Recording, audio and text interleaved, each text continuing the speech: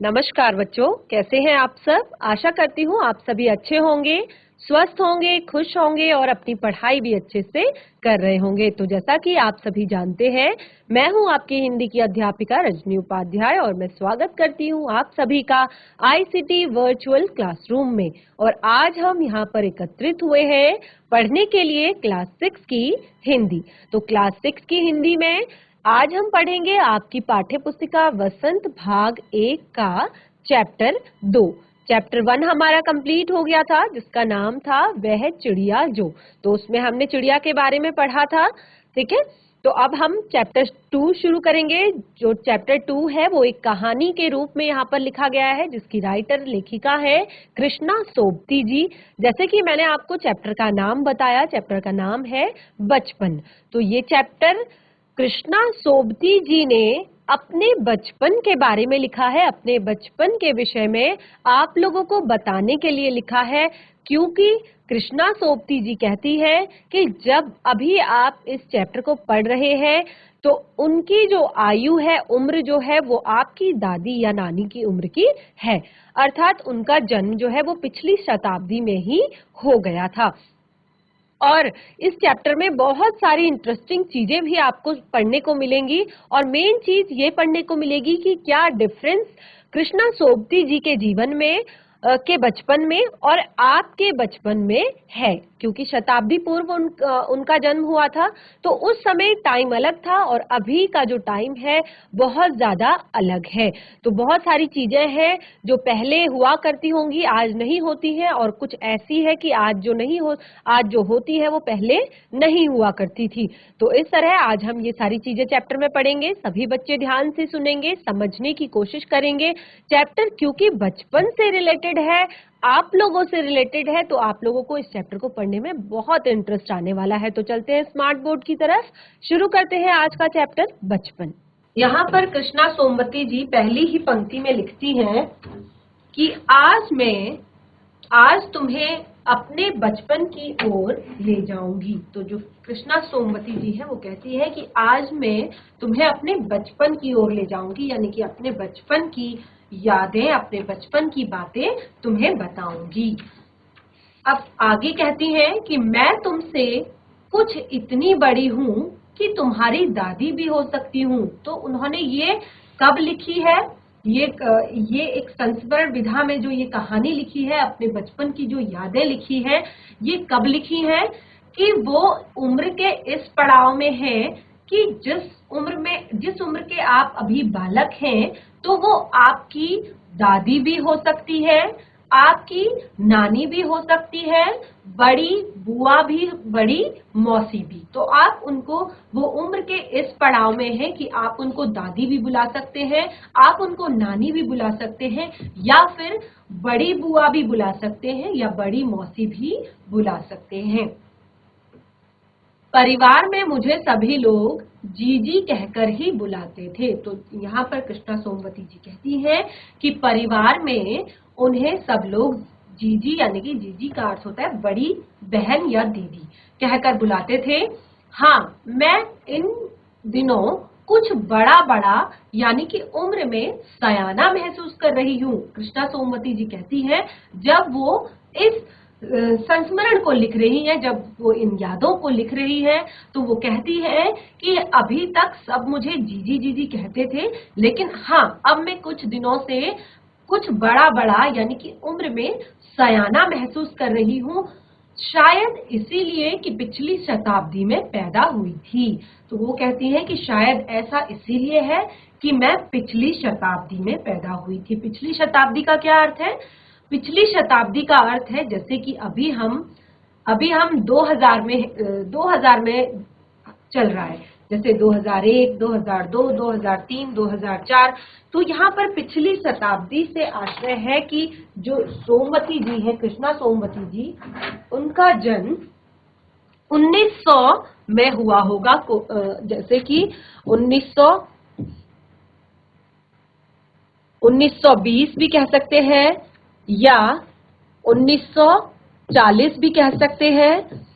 तो इस तरह उनका जन्म पिछली शताब्दी में हुआ था, तो वो कहती हैं कि इसीलिए मैं अपने आप को थोड़ा सा सयाना महसूस कर रही हूँ। और आगे की पंक्तियों में क्या कहती हैं कि मैंने पहनने और मेरे पहनने और ओढ़ने में भी काफी बदलाव आए हैं। कृष्णा सोमवती जी कहती हैं कि अब मेरे पहनने और ओढ़ने में भी काफी बदलाव आ गए हैं, काफी चेंजेस आ गए हैं, काफी परिवर्तन हो गए हैं। मैं पहले मैं रंग बिरंगे कपड़े पहनती रही हूँ, जैसे नीला, जामुनी, ग्रे, काला, चॉकलेटी। अब मन कुछ ऐसा करता है कि सफेद पहनो। आपने देखा होगा कि जो कपड़े, जिस तरह के कपड़े हम बचपन में पहनते हैं, फिर हम बड़े होने के बाद थोड़ा सा हमारी चॉइस में, हमारे इच्छाओं में थोड़ा सा परिवर्तन हो जाता है। बचपन में हमें कुछ और चीजें पसंद होती है, बड़े होते हैं, जब हम थोड़ा सा बड़े हो जाते हैं, हमें दुनिया की थोड़ा सा समझ हो जाती है, थोड़ा सा हम मैच्योर होने लगते हैं, तो हमें हमारी पसंद भी बदलती है। और फिर जब उम्र का एक ऐसा पड़ाव आता है, आप भी अपने परिवार में देखते होंगे, आपकी जो भी बड़ी दादी, नानी, मौसी, मामी होंगी, तो उनके कपड़े बिल्कुल अलग होंगे। और जो आपके उम्र के बच्चे हैं या आपसे थोड़ा सा बड़ी जो आपकी दीदी, भाभी है, तो उनके पहनने की जो चॉइस है, उनके कपड़ों का जो कपड़ों को चुनने का जो एक रंग है, वो अलग होगा बाकियों से। तो यही यहाँ पर कृष्णा सोमवती जी समझाने की कोशिश कर रही हैं कि मैं भी पहले रंग बिरंगी कपड़े पहना करती थी, अब मन कुछ ऐसा करता है कि सफेद पहनो। सफेद का अर्थ है हल्के कलर के कपड़े, गहरे नहीं, हल्के रंग के, जैसा कि यहाँ पर लिखा भी गया है। मैंने पिछले दशकों में तरह तरह की पोशाकें पहनी है। वो कहती है कि ऐसा नहीं है कि मैं पहले से ही ऐसी थी, वो कहती है मैंने पिछले दशकों, अब दशकों क्या होता है, एक शब्द यहाँ पर आया था पिछली शताब्दी, और अभी एक दूसरा शब्द आया है पिछले दशकों। तो शताब्दी का अर्थ मैंने बता दिया कि 100 साल का समय, जैसे शताब्दी का अर्थ होता है 100 साल का समय, यानी कि 1901 से 1999 या फिर 2000 तक का, ठीक है। और उसके बाद 2000 से 2010, 2010 से 2020, तो इनको हम दशक कहते हैं, 10 वर्ष का समय। इसको हम कहेंगे शताब्दी, यानी कि 100 वर्ष का समय। इसको हम कहेंगे दशक, यानी कि 10 वर्ष का समय। तो यहाँ पर कृष्णा सोमवती जी कहती हैं कि मैंने पिछले दशकों में तरह तरह की पोशाकें पहनी हैं। पहले फ्रॉक, फिर निक्कर वॉकर, स्कर्ट, लहंगे, घाघरे, अब चूड़ीदार और घेरदार कुर्ता। तो वो कहती हैं कि पहले ऐसा नहीं है कि पहले से ही मैं इस तरह की पसंद रखती हूँ, पहले मैं भी बिल्कुल जैसे सभी लोग शुरुआत में बचपन में जैसे पहले फ्रॉक पहनते हैं, फिर निक्कर, वॉकर, स्कर्ट, लहंगे, घाघरे, और अब वो पहनती हैं चूड़ीदार और घेरदार कुर्ते। बचपन के कुछ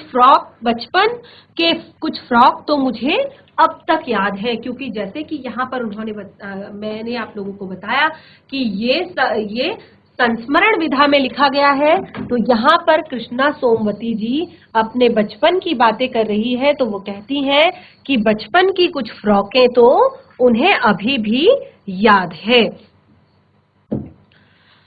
बचपन हल्की नीली और पीली धारी वाली फ्रॉक, गोल कॉलर और बाजू पर भी गोल कफ। वो बताती हैं कि किस तरह के उनके कपड़े हुआ करते थे। हल्की नीली पीली धारी वाली फ्रॉक, गोल कॉलर और बाजू पर भी गोल कफ।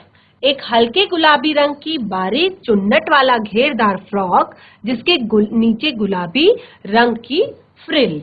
तो उन दिनों फ्रॉक के ऊपर की जेब में रुमाल और बालों में इतराते रंग बिरंगे रिबन का चलन था। वो अपने बचपन की बातें बता रही है कि उन दिनों फ्रॉक के ऊपर की जेब में एक रुमाल रखने का और बालों में इतराते रंग बिरंगे रंगों का रिबन पहनने का। तो ये शौक तो बच्चों को आज भी होता है। छोटी छोटी जो बच्चियां होती है उनको प्यारे प्यारे कलर के फ्रॉक और बालों में सुंदर सुंदर रंग के रिबन लगाना अच्छा लगता है। लेमन कलर का बड़े प्लेटों वाला गर्म फ्रॉक जिसके नीचे रफ टंकी थी। तो यहाँ पर वो अपने कपड़ों के बारे में बताती है और फिर कहती है कि 2 ट्यूनिक भी याद है, एक चॉकलेट रंग का और एक अंदर की कोटी प्याजी और दूसरा ग्रे और उसके साथ सफेद कोटी। तो वो अपने बचपन के कपड़ों का, तो यहाँ पर पता चल रहा है कि जो लेखिका है वो बहुत ज्यादा कपड़ों की शौकीन हुआ करती थी अपने बचपन में। बहुत सुंदर सुंदर कपड़े पहनने का उनको शौक हुआ करता था। प्यारे प्यारे वो कलर पहनती थी, प्यारे प्यारे डिजाइन वो अपने बचपन में पहना करती थी। तो यहाँ पे लेखिका ने अपने बचपन के पहनावे के बारे में हमें बताया है। आगे चलते हैं। मुझे अपने मोजे और स्टॉकिंग्स भी याद हैं। तो अब कृष्णा सोमवती जी अपने मोजों और स्टॉकिंग्स के बारे में बता रही है। तो आप भी अपने बचपन की चीजों के बारे में जब सोचते हैं, आपकी जो बचपन के प्यारे प्यारे खिलौने होते हैं, कुछ ऐसे खिलौने होते हैं जो आपको बहुत ज्यादा प्रिय होते हैं, तो उनकी याद आपके मन से कभी भी नहीं जाती है। या कुछ ऐसे कपड़े होते हैं, बचपन में आपने देखा होगा ना कि बच्चे एक बार जिस चीज की जिद कर लेते हैं, आप ही अभी आप ज्यादा बड़े नहीं हुए हो, आप भी अभी छोटे बच्चे हो, तो बच्चे यानी कि आप लोगों को भी अगर कोई चीज पसंद आ जाती है तो आप अपने मम्मी पापा से उस चीज की जिद करने लगते हो। और अक्सर ऐसा होता है कि आप उस चीज को अपने पास संभाल कर रखते हो और उन चीजों को आप कभी भी अपने से दूर नहीं करना चाहते और उनको आप कभी भी नहीं भूलते हो। तो यहाँ पर कृष्णा सोमवती जी भी वही अपने बचपन की चीजें बता रही हैं कि उन्हें अपने मोजे और स्टॉकिंग्स तक याद है कि किस तरह के उनके मोजे और स्टॉकिंग्स हुआ करते थे। बचपन में हमें अपने मोजे खुद धोने पड़ते थे। ये एक बहुत अच्छी आदत है कि अपना काम स्वयं करो। अगर हम बचपन से ही ये छोटी छोटी चीजें, जैसे अपनी खाई हुई प्लेट को धोना, अपने सॉक्स, अपना रुमाल और अपने छोटे छोटे जो कपड़े होते हैं, या ऐसे अपने छोटे छोटे काम जैसे कि अपना बैग खुद से तैयार करना, अपना बिस्तर ठीक करना, अपने कपड़ों को फोल्ड करके अच्छे से जगह पे रखना, तो ऐसी चीजें हमें सीखनी चाहिए बचपन से ही। ठीक है। तो यहाँ पर कृष्णा सोमवती जी भी अपने टाइम की बात बता रही है कि बचपन में हमें अपने मोजे खुद धोने पड़ते थे, जबकि आगे देखिए, जबकि वह नौकर या नौकरानी को नहीं दिए जा सकते थे। इसकी सख्त मनाही थी। उनके घर में रूल था कि कोई भी अपने सॉक्स, अपने जूते नौकर या नौकरानी को धोने के लिए नहीं देगा। तो ये बहुत अच्छी बात है कि अगर हम अपने घर में नौकर रखते भी हैं तो कुछ ऐसे काम होते हैं, कुछ ऐसे हमारे पर्सनल काम होते हैं जो हमें स्वयं करने चाहिए। जैसे कि मैंने आप लोग को अब बताया कि अपनी खाई हुई प्लेट को धोना, अपने सॉक्स धोना, अपने जूते धोना, या अपना रूम ठीक करना, अपना बिस्तर ठीक करना, अपना बैग ठीक करना। तो इस तरह के छोटे छोटे काम तो हमें अभी से सीखने चाहिए। बहुत अच्छी बात है ये। तो यहाँ पर कृष्णा सोमवती जी भी यही बता रही है कि उनके बचपन में भी इस बात की बिल्कुल सख्त मनाही थी। बिल्कुल घर में इस बात के लिए बिल्कुल मना किया गया था कि नौकरों को कोई भी अपने जूते सॉक्स धोने के लिए नहीं देगा। हम बच्चे इतवार की सुबह इसी काम में लगते थे। और कृष्णा सोमवती जी बताती है कि हम बच्चे यानी कि उनके घर के और भी जो बच्चे होंगे, उनके भाई बहन, उनके कजन्स, तो वो सब संडे की जो सुबह होती थी वो इसी काम में लगते थे। धो लेने के बाद अपने अपने जूते पॉलिश करके चमकाते थे। तो कितनी अच्छी बात है। देखिए, ये उन लोगों का भी सम्मान है जिनको हम अपने काम के लिए रखते हैं, क्योंकि जूते, सॉक्स ये सब हमारी पर्सनल चीजें होती हैं। हम इनको गंदा करते हैं तो हम इनको दूसरों को धोने के लिए कैसे दे सकते हैं। तो यहाँ पर कृष्णा सोमवती जी कहती है कि जब संडे का दिन होता था तो सुबह सुबह हमारा यही काम होता था कि हम अपने जूते साफ करें, अपने सॉक्स साफ करें, और उसके बाद अपने जूतों को अगले दिन सोमवार जब हम स्कूल जाते हैं तो उसके लिए हम चमका कर पॉलिश करके रखते थे। जब जूते बड़े ब्रश से रगड़ते तो पॉलिश की चमक उभरने लगती। तो वो बताती है कि जूते पॉलिश से जब ब्रश से जब रगड़े जाते तो उन पर पॉलिश की चमक उभर जाती। सरवर, मुझे आज भी बूट पॉलिश करना अच्छा लगता है। तो वो कहती है कि इसलिए मुझे आज भी बूट पॉलिश करना अच्छा लगता है, क्योंकि बचपन एक ऐसा टाइम होता है, अगर हम कुछ आदतें बना लें तो वो जीवन भर नहीं छूटती है, नहीं बदलती है। तो हमें कोशिश करनी चाहिए कि इस समय पर हम अच्छी आदतें बनाने की कोशिश करें, अच्छी आदतें अपने अंदर लेकर आएं। देखिए, आपने एक बात भी सुनी होगी कि जब लकड़ी कच्ची होती है तो हम उसको किसी भी आकार में मोड़ सकते हैं, किसी भी आकार में घुमा सकते हैं। लेकिन जब लकड़ी पक्की हो जाती है, जब लकड़ी सूख जाती है, जब लकड़ी मजबूत हो जाती है, तो उसको हम आकार नहीं दे सकते। अगर हम उसको आकार देने की कोशिश करें, अगर हम उसको मोड़ने की कोशिश करें, तो फिर वो टूट जाती है। तो यही चीज यहाँ पर भी कृष्णा सोमवती जी हमें समझाने की कोशिश कर रही है कि आज भी उनको पॉलिश करना अच्छा लगता है, क्योंकि वो एक अच्छी आदत उन्होंने बचपन में ही बना ली थी, बचपन में ही डाल ली थी। हालांकि अब नई नई किस्म के शू आ चुके हैं, कहना होगा कि ये पहले से कहीं ज्यादा आरामदेह हैं। हमें जब नए जूते मिलते तो उसके साथ ही छालों का इलाज शुरू हो जाता, क्योंकि उस टाइम बूट टाइप के जूते चलते थे जो बहुत ज्यादा कड़क हुआ करते थे। तो कृष्णा सोमवती जी कहती हैं कि जब हमें नए जूते मिलते थे तो उसके साथ ही हम छालों का इलाज यानी कि उनके पैरों में उससे छाले पड़ जाते थे, और उसका वो इलाज भी साथ साथ शुरू हो जाता था। लेकिन आज के समय में क्या है, आप देखते हैं, आप स्कूल जाते हैं तो आपके लिए जूते भी, आप अपने ही टाइम में देखिए कि आप तो अभी छोटे हैं, लेकिन अगर इससे 12th क्लास के बच्चे या फिर उससे बड़ी क्लास के बच्चों को थोड़ा बहुत ये चीजें अगर याद हो तो क्या होता था कि बचपन में, उनके बचपन के समय में जूते थोड़ा सा अलग टाइप के होते थे। लेकिन आज के जूते, आज तो हमें अपने जूतों में लेस भी नहीं बांधनी पड़ती है। उसमें वो फोल्ड करने वाला होता है, उसको बंद करो बस।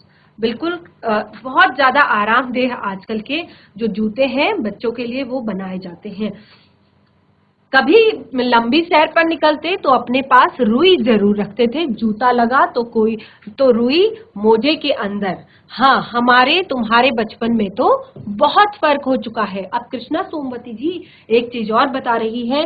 वो अपने टाइम की बातें कर रही है, लेकिन वो कहती है कि हाँ, हमारे और तुम्हारे बचपन में बहुत अंतर हो चुका है, बहुत फर्क हो चुका है। जैसे कि वो बताती है कि मैं तुम्हारी दादी की उम्र की हो सकती हूँ। आप यहाँ पर तस्वीर में कृष्णा सोमवती जी को देख सकते हैं कि वो उम्र के किस पड़ाव में आपको नजर आ रही है। हर शनिश्चर को हमें ऑलिव ऑयल या कस्टर ऑयल पीना पड़ता। यह एक मुश्किल काम था। शनिश्चर को सुबह से ही नाक में इसकी गंध आने लगती। कस्टर ऑयल या ऑलिव ऑयल इसको पीना पड़ता था। क्यों पीना पड़ता था? क्योंकि इससे क्या होता था कि पेट उनका बिल्कुल साफ हो जाता था बच्चों का। तो बच्चों को बचपन में कई तरह की दवाइयां दी जाती हैं, जो कई तरह के टीके लगाए जाते हैं। तो कुछ दवाइयां ऐसी होती हैं कि उनके पेट में कीड़े ना हो, कुछ दवाइयां ऐसी होती हैं कि उनका पेट साफ रहे। तो इसी तरह कृष्णा सोमवती जी कहती हैं कि हर शनिश्चर को हमें वो ऑलिव ऑयल या कस्टर ऑयल पीना पड़ता था। यह मुश्किल काम था। शनिश्चर की सुबह को ही हमारे नाक में इसकी गंध आने लगती थी। छोटे शीशे के गिलास जिस पर ठीक खुराक के लिए निशान पड़े रहते थे, उन्हें देखते ही मितली होने लगती थी, मतलब उन्हें देख के ही जी मचलाना शुरू हो जाता था। आप भी देखते होंगे कि बचपन अभी भी कुछ बच्चे ऐसे होते हैं कि उनको दवाई पीना बिल्कुल भी पसंद नहीं होता है, बिल्कुल दवाई देखते ही उनको वो नाक बंद कर लेते हैं, मुंह बंद कर लेते हैं। तो इसी तरह कृष्णा सोमवती जी बताती हैं कि उन्हें भी देखकर मितली यानी कि जी मचलाना शुरू होने लगता था। मुझे आज भी लगता है कि अगर हम न पीते तो शनिवारी दवा तो कुछ ज्यादा ही बिगाड़ने वाला नहीं था, क्योंकि माता पिता बच्चों का हमेशा अपने बच्चों का भला ही चाहते हैं, लेकिन बच्चे क्या होता है कि बच्चे कभी भी इस चीज को जल्दी से एक्सेप्ट नहीं करते हैं। तो कृष्णा सोमवती जी भी बता रही है कि अगर हम नहीं भी उस दवा को पीते तो कुछ ज्यादा बिगड़ने वाला नहीं था, हम ठीक ही रहते शायद। अब अगली पंक्ति में कहती है कि तुम्हें बताऊंगी कि हमारे समय और तुम्हारे समय में कितनी दूरी हो चुकी है।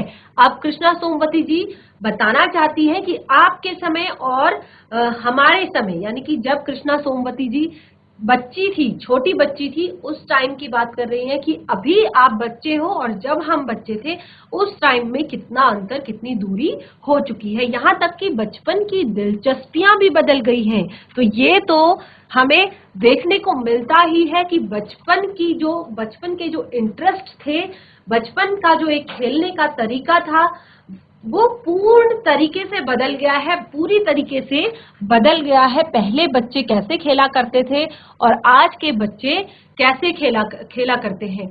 याद रहे, उन दिनों कुछ घरों में ग्रामोफोन, रेडियो और टेलीविजन नहीं थे, क्योंकि वो टाइम बहुत पुराना टाइम था, पिछली शताब्दी का टाइम है। तो आज की शताब्दी में ही हम 2021 में चल रहे हैं, 2021 में चल रहे हैं। तो अगर कोई बच्चा 2000 में भी पैदा होता है तो वो अभी 21 वर्ष का हो चुका है। तो कृष्णा सोमवती जी तो पिछले शताब्दी की बात कर रही है। तो पिछली शताब्दी में वो कहती हैं कि कुछ घरों में ग्रामोफोन, रेडियो और टेलीविजन भी नहीं थे। हमारे बचपन की कुल्फी आइसक्रीम हो गई है, कचौड़ी समोसा पेटीज में बदल गया है, शहतूत और फल से खसखस के शरबत कोक और पेप्सी में। तो बताती हैं कृष्णा सोमवती जी की जो हमारे बचपन की कुल्फी थी, क्योंकि उस समय बच्चे कुल्फी खाना पसंद करते थे, लेकिन आज की वो कुल्फी आइसक्रीम बन गई है। जो कचौड़ियां वो लोग बचपन में खाया करते थे, वो कचौड़ियां अब समोसे पेटीज में बदल गई है। और शहतूत और फाल से खसखस के शरबत, ये सब कोक और पेप्सी में बदल गए हैं, क्योंकि वो उस समय में शहतूत के, फालसे के या फिर बहुत सारी चीजें हैं, जैसे उनके शरबत पिया करते थे, लेकिन आज क्या पीते हैं, कोक या फिर पेप्सी। उन दिनों कोक नहीं, लेमनेड, विमेटो मिलती थी। विमला और नई दिल्ली में बड़े हुए शिमला और नई दिल्ली में बड़े हुए बच्चों को वेगर्स और डिवोको रेस्तरां की चॉकलेट और पेस्ट्री मजा देने वाली होती। हम भाई बहनों की ड्यूटी लगती कि शिमला मॉल से ब्राउन ब्रेड लाने की। तो जो यहाँ पर कृष्णा सोमवती जी अपने बचपन की बातें बताती है, तो वो कहती है कि बहुत सारी चीजें परिवर्तित हो गई है तब से आज के समय में। तो आशा करती हूँ आज का जो ये चैप्टर है बचपन, आप लोगों को समझ आया होगा और इंटरेस्टिंग भी लगा होगा, क्योंकि बहुत सारी चीजें आपने देखी होंगी। कुछ चीजें तो बहुत ज्यादा अलग है, लेकिन कुछ चीजें ऐसी होती हैं कि वो सेम होती है और हर बच्चे के लिए आवश्यक होती है, हर बच्चे को सीखनी चाहिए, हर बच्चे के जीवन में होनी चाहिए। तो कृष्णा सोमवती जी ने एक चीज जो हमें बताई इस पूरे चैप्टर में, वो था कि कुछ चीजें जो ऐसी होती हैं, कुछ काम जो ऐसे होते हैं, वो हमें स्वयं से करने चाहिए। उसके लिए हमें या फिर किसी नौकर पर या किसी काम वाले पर या अपने माता पिता पर डिपेंड नहीं होना चाहिए, उन पर आश्रित नहीं होना चाहिए, अर्थात उस काम को उन्हें देना ही नहीं चाहिए, वो काम हमें स्वयं करने चाहिए। जैसे कि हमारे कुछ काम होते हैं, हम अपने शूज पॉलिश करना, अपने शूज धोना, अपने सॉक्स धोना, अपना बैग तैयार करना, स्कूल बैग तैयार करना और सारी चीजें, जो आप खुद से कर सकते हैं, क्योंकि टाइम बहुत अलग है, सारी सुख सुविधाएं अभी हमारे पास है, तो हम उस टाइम से भी बहुत अच्छा अभी कर सकते हैं, बहुत अच्छा अभी सीख सकते हैं। तो आशा करती हूँ कि चैप्टर आप लोगों को पसंद आया होगा। तो ये चैप्टर आज यहीं पर समाप्त होता है। मिलेंगे नए सेशन में एक नए चैप्टर के साथ। तब तक के लिए धन्यवाद। आपका दिन शुभ हो।